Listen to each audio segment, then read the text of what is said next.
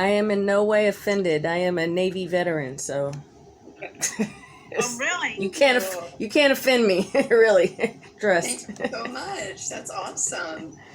How long were you in? 14 years. Oh my Wow. goodness. Yeah, 14 On the years. ships? I worked on aircraft, cargo aircraft.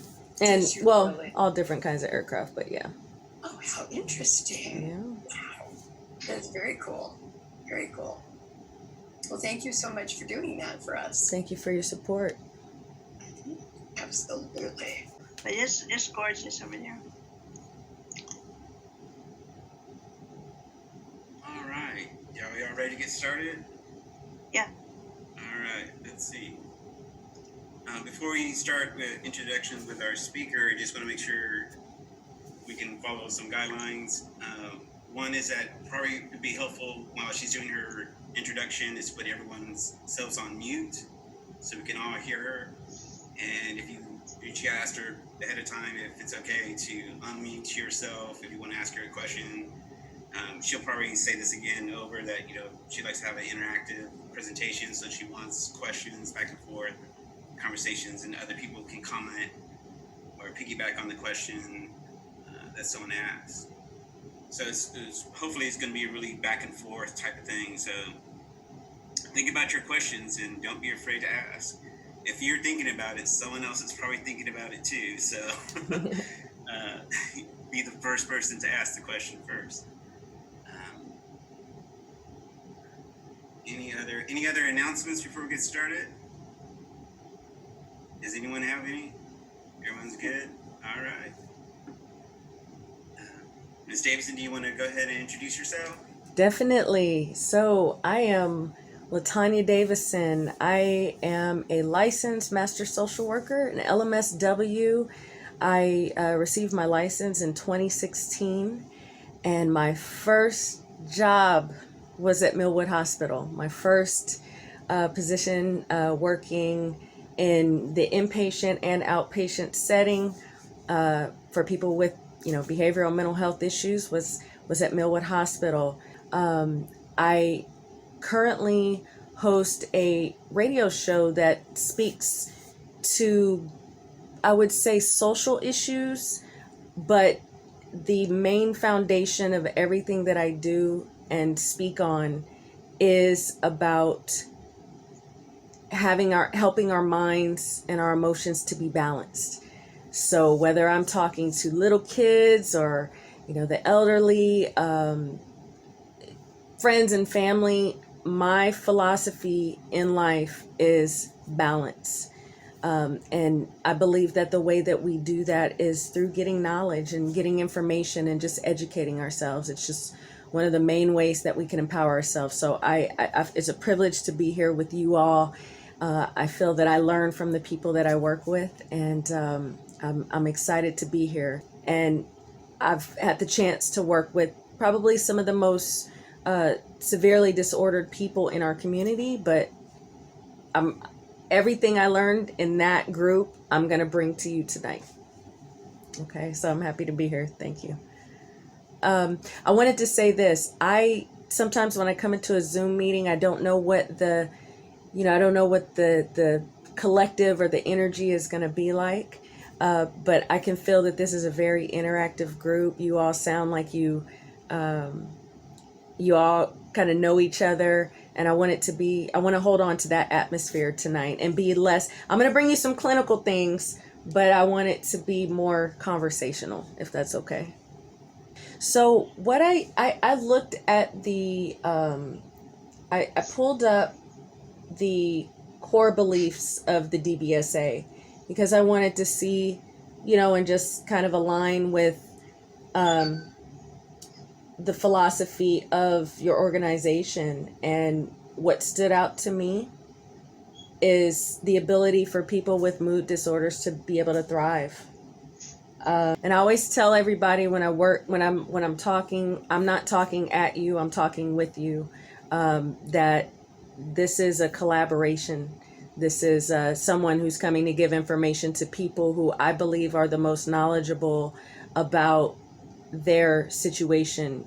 Only you all have lived your lives. we're just practitioners. It's exactly what it sounds like. We are practicing every time we come into space with you, and you all actually teach us. So everything I'm bringing tonight is obviously what I've learned in my practice, but also what the patients have taught me. And so what I'll do is I'm just going to kind of go down the line of what I had in terms of my PowerPoint. I'm not big on, like, I don't like presentations in terms of here's a worksheet, here's some bullet points. I want you guys to get a taste of what a lot of you have said you've had some treatment resistant symptoms. And so what I'd like to do is just show you some of the work that I know for myself and the other therapists we do, just to start you on the path of maybe giving you guys some new perspectives and approaches to your conditions. One of the main things that I want you guys to know, that I think you already know, is that it doesn't matter if it's schizophrenia or bipolar, major depressive disorder with psychotic features. When someone comes in the door, at the end of the day, we are just dealing with symptoms, right? I could put a label on whatever it is that you have, schizophrenia, schizoaffective disorder, bipolar disorder, all of these different labels that you guys have. At the end of the day, we're going to be looking at those acute symptoms that you guys are coming in the door with. As far as, can you guys show me hands? Who has delusions? Any delusional thinking? Hallucinations? Okay. Any like disorganized thinking? Racing thoughts? Okay. I know that when everybody walks in the door, we're going to start at ground zero together. One of the first things that we're going to do is I'm going to start with how you react to those symptoms. Have you been isolating? Have you been, are you afraid to leave the house? Are you getting into arguments with your loved ones? Are you having panic attacks? Are you having severe negative thoughts about yourself? Are you just so depressed that you can't get out of bed and do your activities of daily living? You come in, you tell us your backstory, and then I get right to it. One of the first things I show everybody when they walk in the door, you guys, this is Hank. Hank is my little medical model guy. Can you see Hank? What I remind people when I show this model here is we are all a body first. We are all a body. At the end of the day, you have this brain and you are operating this body day to day. The only thing that is different between your body and someone who doesn't have a mental illness, their body, is that your nervous system or some part of your brain is not operating correctly. If we can get that as the most basic understanding of what's going on with us, no matter what they tell you you have, no matter what you have been diagnosed with, it is your brain and your nerves that we are dealing with first and foremost, right? And if I can do that, if I can get people kind of to shift to that, a lot of times what I'll see patients do is when I say that, they will immediately sigh. I see their shoulders just like a weight has been lifted off, because you guys maybe have been living with these diagnoses and these disorders, and it's so confusing and it's just so much, but it is this simple. Okay? Everybody got that? Brain and your nerves, that's what we're dealing with. And Hank. Okay. So I'm just going to throw the question out there. is everyone here pretty much in acceptance of what you have? Is anyone still grieving or struggling with the fact that you have a mental health diagnosis? What about it do you still struggle with? So what I will say to you is, and to anyone else, at the end of the day, it's not going to be about the entire culture. It's not going to be about people outside of your brain and your nervous system. It is you and you, right? That's it. Because at the end of the day, the acceptance of it is really about whether society accepts the struggle, right? Or accepts that these disorders exist, and whether or not society judges it or not, it doesn't matter, because at the end of the day, it's going to be about you guys being able to master the symptoms, right? Being able to calm the symptoms. Once you're able to take control of that, their acceptance really isn't even an issue at that point. I know it's easier said than done, but do you understand what I'm saying? It's the culture and society versus your diagnosis. Okay.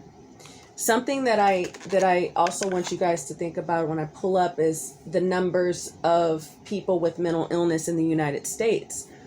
1 in 5 people. Now we can imagine 1 in 5 people, those are the people that have walked through doors and gotten a diagnosis, correct? That would mean that there is a percentage of people that don't have a diagnosis. The number comes to about 20.9 million, I believe, having some form of a mental illness disorder, which means that, again, if only 20.9 people have been, or 20.9 million people have been diagnosed, we can imagine that there's a large percentage of people that aren't diagnosed. So really, wouldn't that mean that it's not as rare as we really think it is?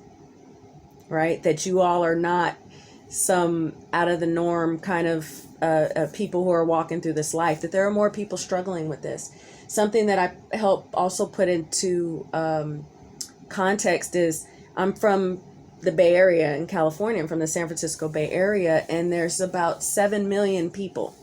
So if 20 million people or 21 million people have a mental illness, they would completely cover the entire San Francisco Bay Area. That's a lot of people. So I also want to just plant the seed with you guys to start thinking about the fact that many people are struggling, and you're not alone. I think you guys know that through your organization and through your through your work with each other. Who has accepted their disorder? Who's accepted, I got bipolar disorder, it is what it is? Who's accepted it? Anyone?